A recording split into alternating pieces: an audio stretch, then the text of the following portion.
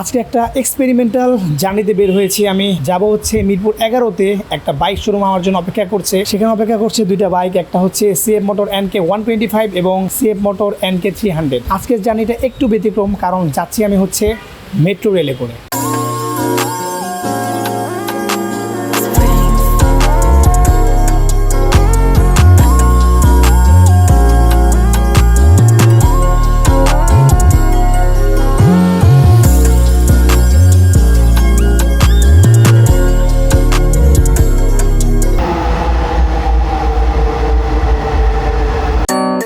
একজন বাইক প্রেমী হয়েও কিন্তু আমি আজকে মেট্রো রেলে করে যাচ্ছি, কারণ আকাশে অনেক মেঘ এবং যে কোনো সময় বৃষ্টি নেমে যেতে পারে, যেহেতু বৃষ্টির সিজন চলতেছে। সো এই কারণে চিন্তা করলাম যে একটু ব্যস্ত শহরের মাঝে আমি ব্রেক নিয়ে দেন ঘুরে আসি সিএফ মোটর শোরুম থেকে। সিএফ মোটর শোরুমে এসে যে জিনিসটা আমার সবচেয়ে বেশি নজর কাটছে সেটা হচ্ছে 125cc সেগমেন্টের 125 NK যে বাইকটা তারা লঞ্চ করছে। এটা ডিজাইনটা কিন্তু খুব আকর্ষণীয় একটা ডিজাইন করছে। মানে বাংলাদেশের বাজারে এই প্রথম 125cc সেগমেন্টের বাইকের এত সুন্দর একটা লুক। এটার সাথে যে ব্লু কালারটা দিছে এটা আরো বেশি জোস লাগছে আমার কাছে। আর দুইটা কালার তারা লঞ্চ করছে 125 এর মধ্যে, একটা হচ্ছে ব্ল্যাক, একটা হচ্ছে ব্লু। এক একজনের কাছে এক একটা ভালো লাগতে পারে, বাট আমার কাছে ব্লুটা বেশি আকর্ষণীয় মনে হয়েছে। বাট ব্ল্যাকটাও কিন্তু কোনো অংশে কম না। যদি লুকের প্রেমে পড়ে তাহলে 100% এর প্রেমে পড়তে হবে। এই বাইকের মিটারটা দেখা, এটা হচ্ছে TFT মিটার তারা ব্যবহার করছে। বাংলাদেশে এই প্রথম 125cc সেগমেন্টের কোনো বাইকের মধ্যে কিন্তু তারা TFT মিটার ব্যবহার করলো।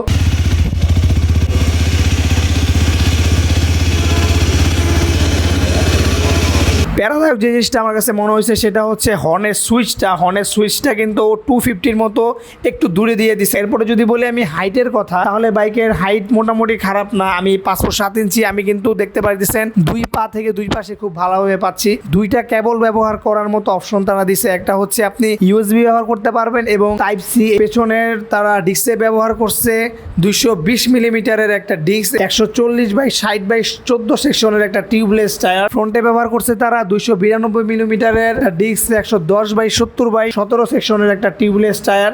NK 300 বাইকটার মধ্যে তারা আগের মতো 250-তে যা যা ব্যবহার করছিল NK 350-তে তাই ব্যবহার করছে, শুধুমাত্র একটা বিগার ইঞ্জিন দিছে যেটা 299cc-র একটা ইঞ্জিন, এবং সাথে ব্যবহার করছে তারা TFT মিটার যেটা 250-তে ছিল না। সিএফ মোটর শোরুমে পৌঁছানোর পরে কিন্তু আমি রীতিমতো অবাক হয়ে গেছি, কারণ সিএফ মোটর শোরুমে গিয়ে দেখি NK 125 বাইকটা এত জোস একটা লুকিং করছে, আর বাইকটা কিন্তু মারাত্মক লেভেলের বাল্কি করছে। এই কারণে বেশি ভালো লাগছে আমার কাছে।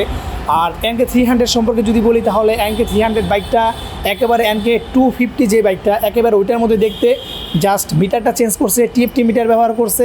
125 সম্পর্কে যদি বলি, তাহলে সেটার মধ্যে সব কিছুই আছে, TFT মিটার, পাশাপাশি লিকুইড কুল ইঞ্জিন এবং সাথে পাচ্ছেন ট্রাকশন কন্ট্রোল, যেটা তারা 300cc-র বাইকেও ব্যবহার করে নাই, সেটা তারা 125cc-র ব্যবহার করছে।